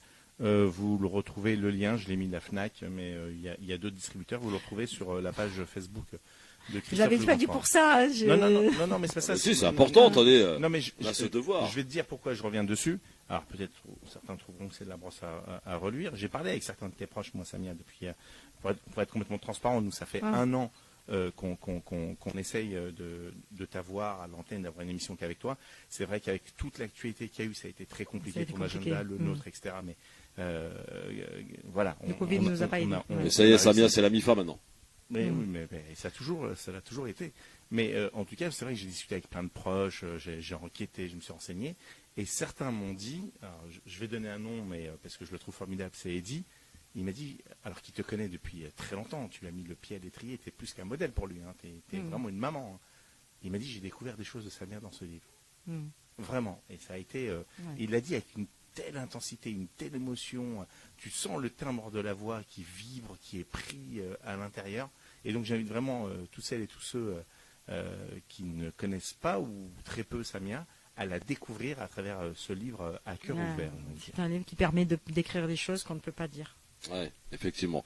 Alors, Samia Ghali, le pass sanitaire, qui fait débat évidemment depuis un petit moment. Est-ce que ce pass sanitaire finalement, dans certains quartiers, quand on pense quartier, on peut parler quartiers nord, mais aussi quartiers populaires, et il y en a beaucoup aussi en région parisienne, à Lyon, enfin partout, est-ce qu'il va encore accentuer la fracture dans ces quartiers? Ce pass sanitaire qui va encore va permettre, on le voit d'ailleurs, on le dit, il y a très peu de gens qui se vaccinent dans Seine-Saint-Denis. On met tout le temps finalement ces quartiers populaires en avant et côté négatif. Non, c'est vrai qu'à Marseille, et notamment quand on prend les sondages de la vaccination, et même moi j'étais assez surprise d'ailleurs parce que la mairie de Quinssaise a été la première mairie à mettre, Nadia Boulinseur, qui en est le maire, elle a vraiment fait un travail formidable en mettant les moyens pour qu'on puisse justement se vacciner sur les Quinssaise et le faire dans la proximité, sauf que on s'est aperçu, elle et moi, et de manière d'ailleurs assez, on était choqués parce que naïvement, on a cru que c'était ouvert aux habitants du 15-16. Mais en fait non, parce que les gens devaient s'inscrire et c'est l'ARS qui dispatchait. Donc on s'est retrouvé avec des habitants du 15-16 qui devaient aller des fois à Salon, à Vitrolles pour aller se faire vacciner, alors qu'ils avaient un vaccinodrome, un centre de vaccination près de chez eux, enfin à côté de chez eux. Donc ça a été assez compliqué, on a été chaotique et on a été d'ailleurs alerté par des médecins à juste titre, ils avaient raison. Et on a essayé de rectifier le tir et donc on a accepté cela.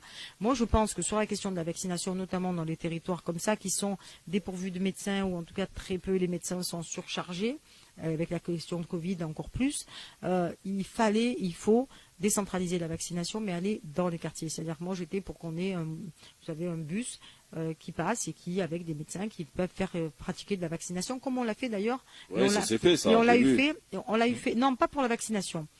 En tout cas, à Marseille, pas pour la vaccination. Non, pas ça s'est fait pour les masques.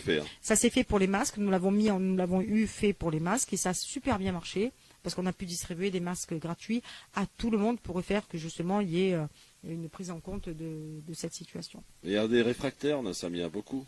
Il y a des réfractaires, moi j'ai pas de leçons à leur donner. Le pass sanitaire en tant que tel, qu'est-ce que vous en pensez sur ces... En fait, c'est une vaccination obligatoire. Appelons un chat. Mais pour moi, c'est une vaccination obligatoire. Déguisée ou pas, elle est obligatoire. Voilà, c'est ça qu'il faut se dire. Bon, à partir du moment où tout ce que vous allez faire sera, je dirais... réglé au fait que vous soyez ou pas vacciné, à partir de là... voilà. Ouais, mais quand je parlais de cette fracture et ce fossé qui va se creuser finalement, cette espèce de scission que l'on peut d'ores et déjà observer, notamment sur les réseaux sociaux, entre ceux qui ont fait le choix de se faire vacciner et ceux qui font le choix, et comme vous l'avez rappelé en toute liberté, de ne pas se vacciner. Est-ce que finalement on ne va pas avoir une certaine tension qui va s'accentuer?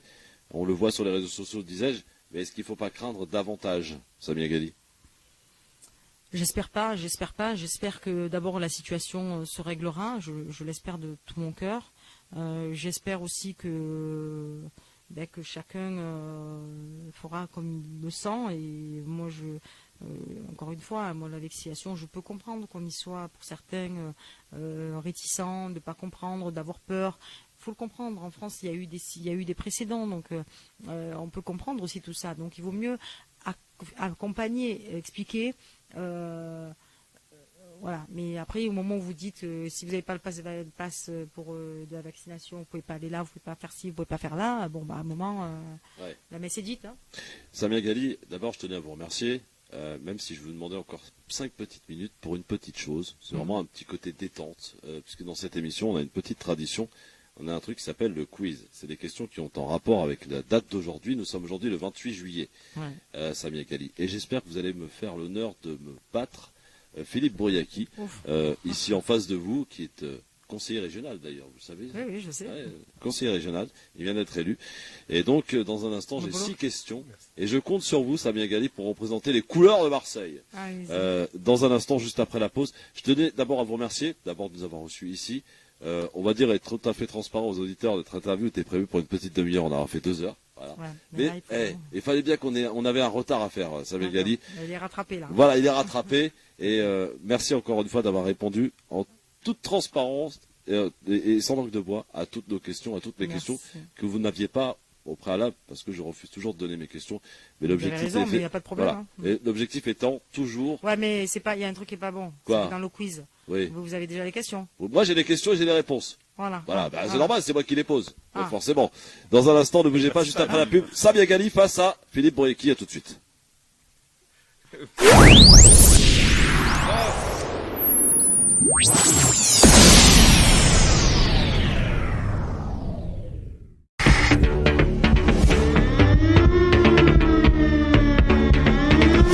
Micro ouvert, c'est beaucoup mieux. Merci à tous d'être en direct sur France Maghreb 2. Franchement, je suis content de cette interview, de cet entretien et surtout de l'endroit où ça s'est fait. Je suis pas prêt de l'oublier quand même. Samia Ghali qui est avec nous depuis 16 heures. Et on va terminer en beauté, en joie, puisque un petit quiz, c'est la tradition de l'émission, un petit quiz avec des questions qui ont tout un rapport avec la date d'aujourd'hui. Nous sommes le 28 juillet 2021. On était avec Samia Ghali. On peut le marquer sur le calendrier. Et elle va peut-être représenter, défendre les couleurs de Marseille. La pression est donnée. Face à Philippe Brouillaki, qui est élu conseiller régional d'Île-de-France. Ouais, mais tu mets pas en galère, moi. Marseille, non, mais voilà. Voilà, même lui défend Marseille. Ça va être compliqué. Là, il commence. Exactement. Il commence à flipper, tu vois. Voilà. C'est clair. Première question. Ouais. On est en 1951. Je cherche un célèbre dessin animé qui est sorti en salle. Lequel? Mickey Mouse? Non, ce n'est pas Mickey Mouse. En salle? 51. Oui. En France ou à l'étranger? En France, j'ai dit. 1951, sorti d'un dessin animé. Astérix? Non. Tom et Jerry? Non, ce n'est pas Tom et Jerry. Spirou? Je pense que c'est plutôt les filles qui regardent ça. Candy? Non. Cendrillon? Non, c'est pas Cendrillon. Blanche-Neige? Non. Un film? Walt Disney? Un dessin animé, j'ai dit, Philippe Brouillaki. Cendrillon, Blanche-Neige. En 1951, sorti du dessin animé Alice au pays du merveille. Ah, j'étais pas loin. Hein. Ouais, mais non, pas loin. Tu parles de Walt Disney, là. J'ai dit Walt Disney. J'ai dit Walt Disney. Donne le point, Samia. Voilà. Je cherche, à présent, et ma deuxième question, un compositeur, violoniste italien, qui est décédé, s'il vous plaît, en 1741. De qui s'agit-il? Rossi? Non. Non, attends. Compositeur, violoniste italien, décédé en 1741. Il est né le 4 mars 1678 à Venise, en Italie. Il se tirait la bourre avec Amadeus Mozart. On n'écoute pas trop de musique classique à Marseille, c'est comment Non, pas du tout. Ah ouais, on écoute Joule, hein, c'est ça? Marseille bébé? Mais non, Beethoven, mais non, il est autrichien, Beethoven. Non. Vivaldi est une bonne réponse. Voilà le premier point marseillais face aux Parisiens. Attention, troisième question. Je cherche également un musicien, organiste et compositeur décédé. Ça va être que de la musique, c'est pas possible. Eh ben oui, en 1750. Je disais donc musicien, organiste, compositeur allemand. Wagner. Non, très connu. Wolfgang Amadeus Mozart. Mais il est autrichien. Quoi? Mozart? Non. J'ai dit allemand, compositeur allemand. Né le 31 mars 1685. 1750. Décès de quel... Pardon? Quoi? Compositeur allemand. Il est mort avant d'être né? Non, il est mort. Il est mort ou il est... Il est mort en 1750. C'est Bach. Ah oui. C'est une bonne réponse. Bonne réponse Oh de là Samia là, Ghali. oh là là là. Elle te démonte. Je pense qu'elle reçoit des SMS en fait. Ah non, non, Non, non. non, elle va chez Hash Google. Non, non. On est là, c'est plus récent. Malheureusement, désolé, hein, les quiz sont beaucoup en rapport avec des décès. Et c'est encore un Ouais, que des décès. décès. Oui, on est en 2020 Oh cette non. fois-ci. Elle est stable. Je cherche donc une femme politique, une avocate, militante féministe. Gisèle Halimi. Gisèle Halimi est une Ouais, bonne Gisèle réponse. Halimi. Franco-tunisienne, elle est née à la Goulette. Et d'ailleurs, elle est décédée, puisqu'on en parlait hier. Elle est née, le 27 juillet 1927 Ouais, elle est décédée. à la Goulette, Ouais. en Tunisie. Pour l'instant, toujours avantage à Samia Grande Ghali. avocat qui a défendu, Attention, des- attention. Ouais. Le FLN. Je cherche un dirigeant vénézuélien. Hugo Il est Chavez. né- Oh, Ah ouais. Ah, Ah, Venezuela. ouais. Ah, mais tu connais, tu n'as même pas entendu la question. Et dirigeant Venezuela, je connais un, c'est Hugo Chavez et l'autre c'est. Il est né en Moreno, là. 1954. Ah bah ouais. Donc, effectivement, militaire donc, et chef d'État vénézuélien. Il est décédé le 5 mars 2013 à Caracas. Attention, attention. La question est la dernière, et peut-être là, je crois qu'il y a deux partout. Ouais, Donc, deux partout. attention, attention. Je cherche un ancien joueur de rugby, Moscato. ancien international de rugby, qui est né en 1965. Il est aujourd'hui animateur de radio. Moscato. Moscato est une bonne réponse. Non, Et c'est ça, encore c'est- Paris qui a battu Marseille. Bravo non, Philippe. non, non, Merci non, beaucoup non, d'avoir non, défendu les couleurs de Paris. Je représente. Voilà. Ouais, non, mais tu l'as acheté, lui, oh. J'ai rien acheté du tout, ça Ouais, vient. ouais, tu as acheté, là. Tu avais parti On, pris, là. on est à Marseille, on achète Ça, c'est personne. Marseillais, c'est mauvais Voilà. perdant. Vous avez même parti pris. Eh, C'est Samia très Ghali. Marseillais, ça. Merci beaucoup. Vraiment, mille merci de nous avoir reçus ici. On a passé un très Ah, bon merci, moment. c'était très sympa. Et voilà, à la prochaine fois. Et sachez que France Maghreb 2 et le Grand Forum, l'émission que j'anime au quotidien, qui vous allez peut-être l'écouter maintenant dans la voiture. On parle Avec sans langue plaisir. de bois et de tous les sujets. Et l'avantage qu'il y a dans cette émission, c'est que j'invite Que des gens chroniqueurs- sympathiques. Non, bah Ah. oui, bien sûr, mais des chroniqueurs d'horizons différents. C'est-à-dire, vous avez aussi bien des élus comme Philippe, vous avez des chefs d'association, vous avez des avocats, vous avez voilà, tous les corps de la société sont représentés dans cette émission et on crée les débats. On fait les débats autour de l'actualité avec notre personnalité, notre spécificité. C'est tous les jours de 16h à 18h. Et j'ai envie de vous dire, Samia, aussi, c'était une bonne manière de venir fêter notre audience, France Maghreb 2, ainsi, première radio thématique, première radio franco-maghrébine sur Marseille et la région marseillaise. Merci aux auditeurs, voilà, qui vous apprécient d'ailleurs, Samia, en grande majorité, ces auditeurs qui nous écoutent Ben, sur D'abord, je France voulais Maghreb 2. vraiment les remercier et remercier pour leur soutien, pour leur affection et leur dire que, franchement, moi aussi, je les aime beaucoup. Et ici, c'est Marseille. effectivement. Vive l'OM. Merci beaucoup, Samia Ghali. À très bientôt. Merci de nous avoir reçus. Merci à tout le staff qui a permis donc cette interview. Merci Et puis- à Charlotte. Hein. Merci Ouais, quand même. merci beaucoup Charlotte, elle nous déteste, mais merci à elle. Demain, on recevra un autre adjoint au maire de la ville de Marseille, lui en charge de la jeunesse. Ah non, mais Il sera avec nous demain. il mérite d'être connu. Donc Oui, demain, bah, c'est- il sera Oui, connu demain. si je peux me permettre de dire juste un petit mot. bien sûr. Oui, Oui, vas-y. je peux. Oui, Voilà, Samia. dire que là, vous allez voir, vous savez, la vie politique, c'est aussi ça, le plaisir de la vie politique, c'est quand vous permettez à d'autres personnes de pouvoir s'élever et réussir et ne pas avoir la traversée que j'ai pu faire, c'est-à-dire la traversée du combattant où il a fallu moi que je me batte contre tout le monde et j'ai permis et je permets notamment à Eddy, j'ai permis mais à d'autres, mais notamment à Eddy parce que c'est de lui qu'il s'agit, de pouvoir être aujourd'hui, d'être aujourd'hui adjoint au maire à la ville de Marseille, à la jeunesse. Et c'est ça la réussite. C'est pour moi la plus belle réussite, c'est celle-là, c'est de mettre le pied à l'étrier à d'autres personnes pour qu'ils puissent continuer, qu'ils m'accompagnent dans le combat qui est le Préparez mien. la suite. Et là, vous avez un élu de qualité et une personne entière, et c'est ça qui est important. Très bien, on le découvrira demain en tout cas. On sera aussi avec Vincent Gesser. Et puis demain matin, on recevra l'ancien hôte pour les petits déjeuners de France Maghreb 2. Nous nous installons d'ailleurs dans un restaurant que vous connaissez certainement, Samia Ghali, le Femina, et qui est Tout à fait. un des plus anciens restaurants de Marseille, qui a fêté d'ailleurs ses 100 ans. On en est à la 4e génération, le patron nous a-t-il dit. Et on y mange de très très bons couscous berbères. à fait. Voilà, c'était super bon, on a goûté ça. Et on est tous les matins pour les Vous voyez petits qu'il y a plein déjeuners. de petites choses à Marseille comme ça. Ah Vous voyez oui, ce que je sympa. vous dis, hein. Oui, Sympa, oui, hein. absolument. Voilà. Demain, on recevra donc l'ancien collaborateur de Pape Diouf. Quand on parle Pape Diouf, évidemment, c'est une figure à Marseille aussi. Oui, une bonne pensée pour Pape. Évidemment. Pape est parti beaucoup trop tôt, évidemment. Merci beaucoup à tous de nous avoir suivis. Rendez-vous demain pour de nouvelles aventures, j'ai envie de dire. Parce que quand on est à Marseille, c'est toujours une aventure. Et elle est extraordinaire depuis lundi Magnifique. et jusque vendredi. Et merci à vous. tous. Merci à vous. Samia. Au revoir. Merci Marseille.